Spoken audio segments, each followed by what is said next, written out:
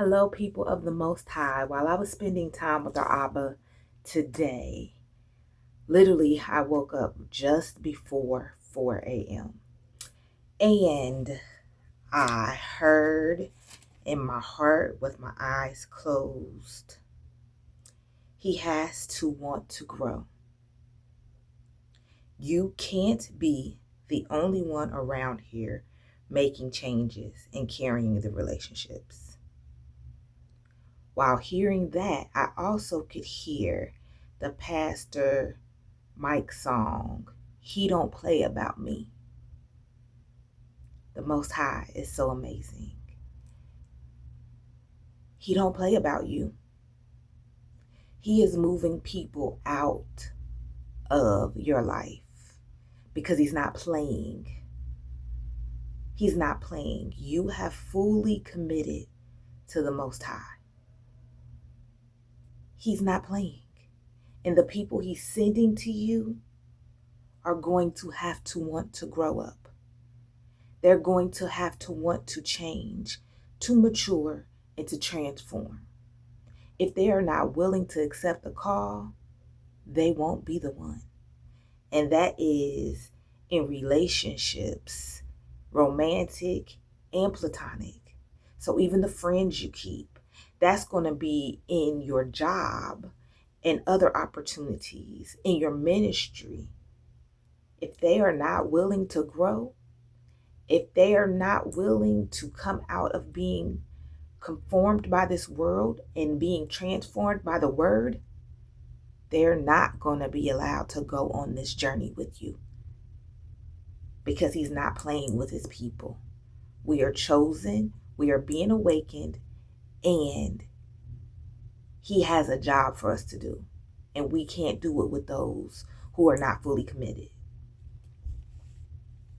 So then, I started praying, and I noticed that some of the people that we're being sent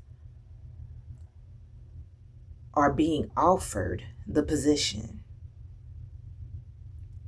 And yes, you may have heard a thing, seen a vision, read a word that told you this person, this opportunity is it.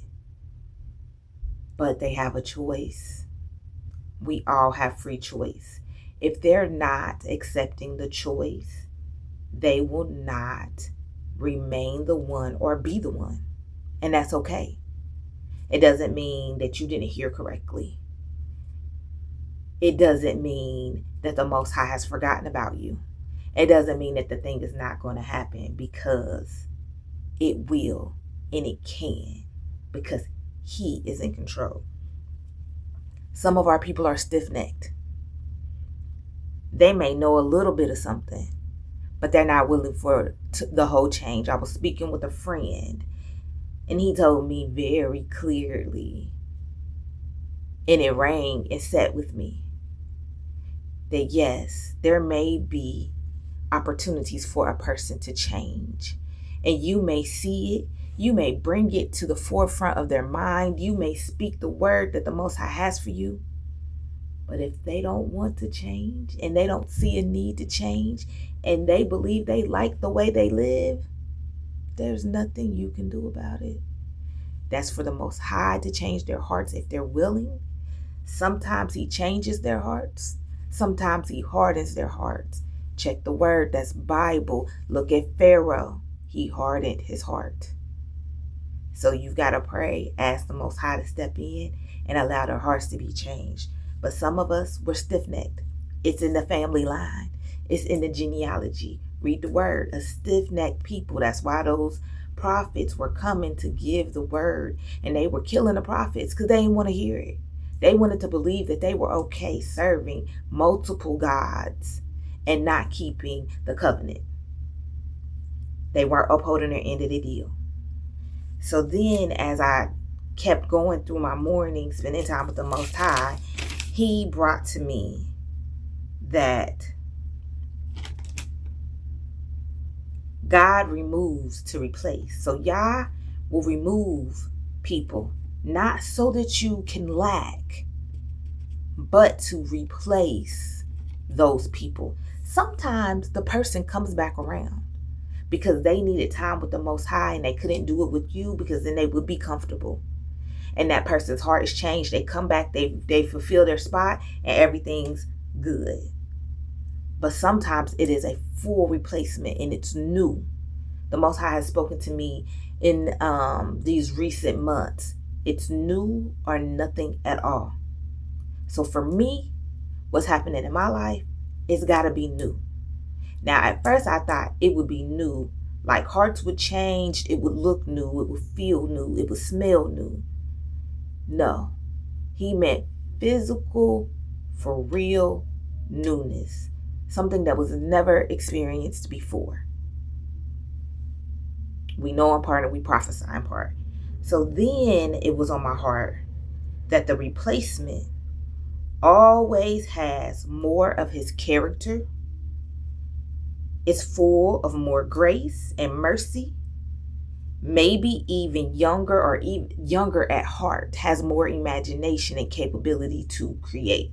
Because normally to be able to create and to make things new, you have to have imagination, and that's like youthful, like a child. They're more capable, they're more willing, they're more dedicated to the call, they're more courageous, they're more capable, and they're always better. So we have to trust the Most High in this season. Examples, because I know a lot of times people are like, well, show me in our Bible, where does that say that? You know, that religious spirit will come up and be almost like Pharisee. I need to see the letter of the law. I need you to tell me exactly where you find this in script. So let's talk about it.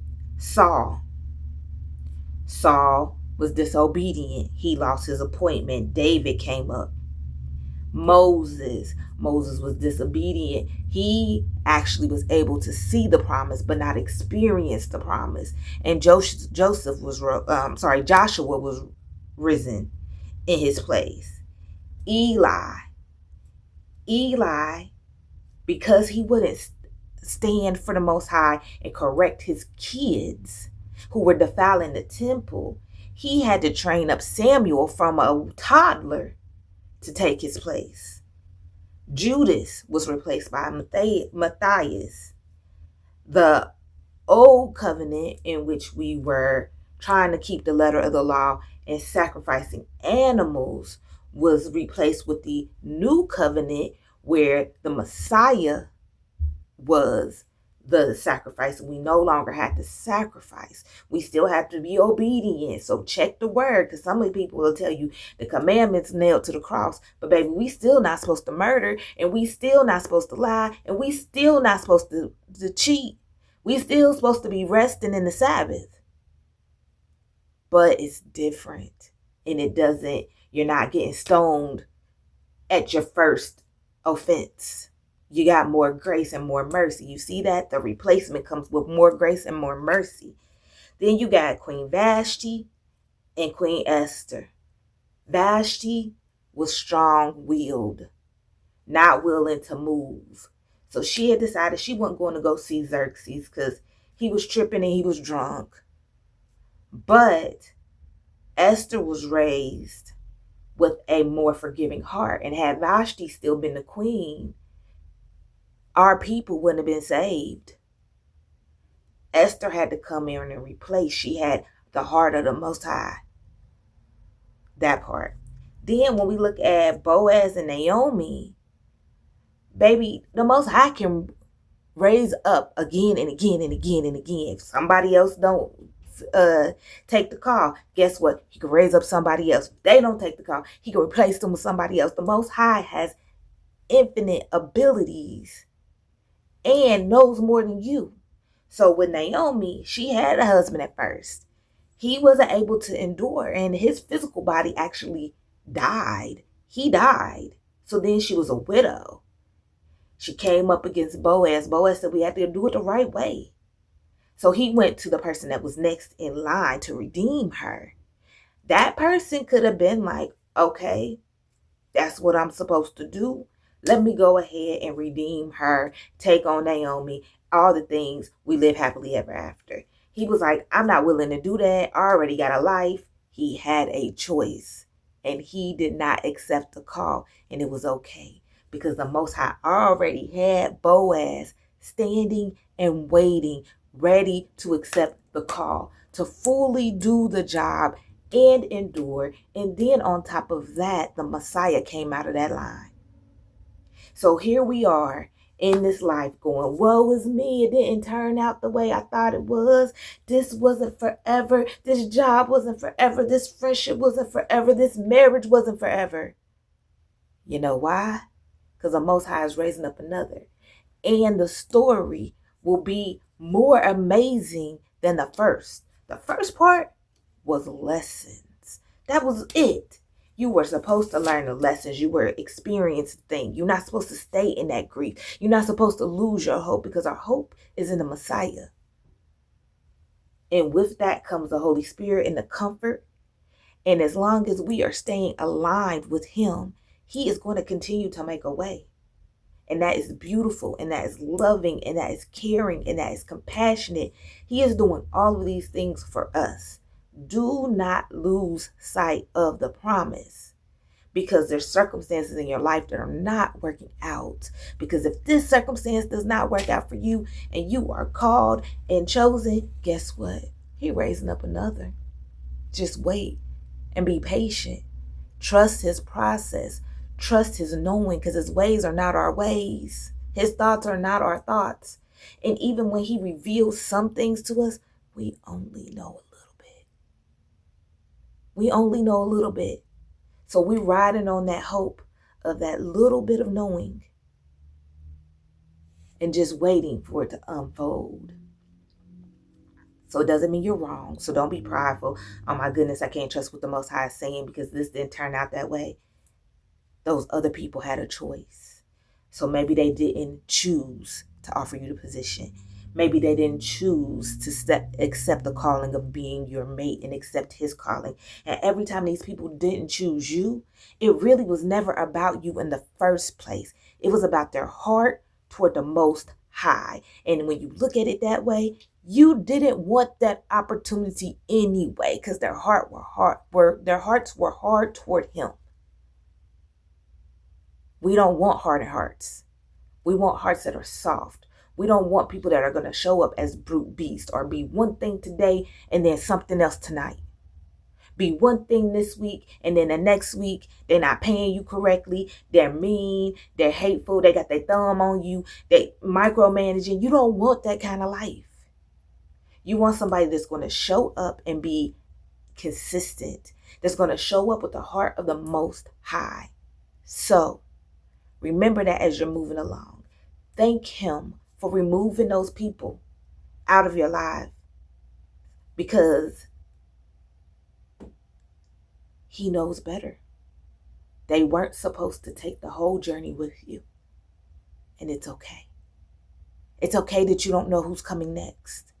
It's okay, because when they come, it will be time to celebrate. When they come, your heart will be joyous. When they come, you will feel safe and there will be peace and you will know that they were sent. When the promise is fulfilled and the people that are supposed to be there are placed, there is peace. There is peace. That's Bible. When there is no peace, it's not the way He wants it. So that either means that there needs to be a transformation of the heart, or positions need to be changed. Take that up with Him. Take this word to the Most High. Take me to the Most High. Please continue to pray for me and mine as we are learning to live this journey, because this is all new to us. As we are all being awakened, we are doing things differently than anybody in our lineage has done in years. So they ain't even seen nothing like this. They probably think you crazy for shaking up everything. That's their business. Not crazy, full of the Holy Spirit. But I bet you we breaking these curses through the leading of the Most High. And the generations coming after are not going to do these same things because they're going to know something different. And guys, if you're out there and you're trying to date, whatever you're trying to do, you've got to do it differently. I'm looking at it as backward. We are typically moving through and doing this new change. We are checking off boxes, and we do it in a different way. We see the physical first, then we try to match the physical to what we want spiritually. That's not the way that the Most High people should move in any relationship, especially romantic. What I am learning, the difference is that you are standing for that person before they're even there. You are praying for them before they're even there. You are praying for them before the relationship is even being brought into a romantic space, before the friendship is even established. You are already praying for them that their souls will be saved, that these things will happen. You're doing it backwards. You're going to take that worldly thought process and do it in reverse. Because remember, in this life, the falsehood looks a lot like the truth. It's not completely turned inside out. It's a little bit of truth and a little bit of lies. So even in this, we're going to turn that dating strategy backwards. And you are already standing, fasting and praying and doing the thing before the person even arrives. Then when they arrive, you really are going into that prayer, that focusing on the Most High, not focusing on them, because it's never in the Most High's will or in his plan for us to ever obsess about the person. It's never about the person. It's always about the Most High. So when you find yourself obsessing, or you have heard something from him and said, oh my goodness, this job is for me, this person is for me, don't obsess about them. They still have a choice to make. You go into prayer. You go into focusing on. And that is where you can be secured. If you know anything about attachment styles, we will avoid when we're scared. We will become anxious and like clamor and try to hold on when we're scared. But when we're secured, we let things be, and we have a more hands-off approach, and we don't let reactions of the other party deem what we are worthy of and who we are. You're able to stand and be like, I know what I heard. I know where I'm going. I know who I'm with. I have to let that person have their journey too. So you're able to give space for growth. Because remember, they've got to want to grow. And they can't grow with you all up in their face. And then also, if you're inconsistent and you're being avoidant, that can sometimes trigger anxiety in the other person. So you don't want to do that either. But that's a whole nother thing. Anyhow, just know that the Most High will replace and restore. Just be patient and know new opportunities are coming. When we are attached to people that are not supposed to be there, sometimes our finances, our health, all kinds of things will take a hit and diminish because of who we are attached to. Once we let that go and allow him to send the new, things start to rebound. Your health will come back. Your light will come back. Because that thing, if you are in the wrong alignment and you're in agreement with the wrong thing anyway, it's hiding your light. It's dimming your light. It's selfish. It sees your light and doesn't want anyone else to see it. Scared that you are going to want to go with somebody else, or somebody else is going to snatch you up, whatever it is. And that's even in a job. A real person, an opportunity that's really for you, when you are growing, they're happy you're growing. Their hands are open. And if you're growing and moving through, just like moving on to a new job opportunity, that old job, they're going to be happy to see you grow. They're going to open their hands and they're going to let you leave. And they're going to congratulate you. Somebody that's not for you and only wants what you have will be closed hands. They will not congratulate you. They will not send you off with a smile and a hug. They will be salty. They will. That's relationships. That's opportunities. That's all the things. But once you let go of those things, that are sucking you dry, you will flourish. So don't be afraid in this season. I'm telling you because I'm going through it too. And it's scary because who knows what's next? The Most High does. That's what we have to remember. So as you're moving through this day, remember, you are loved. Yah loves you. I love you. Love yourself. Have a blessed day.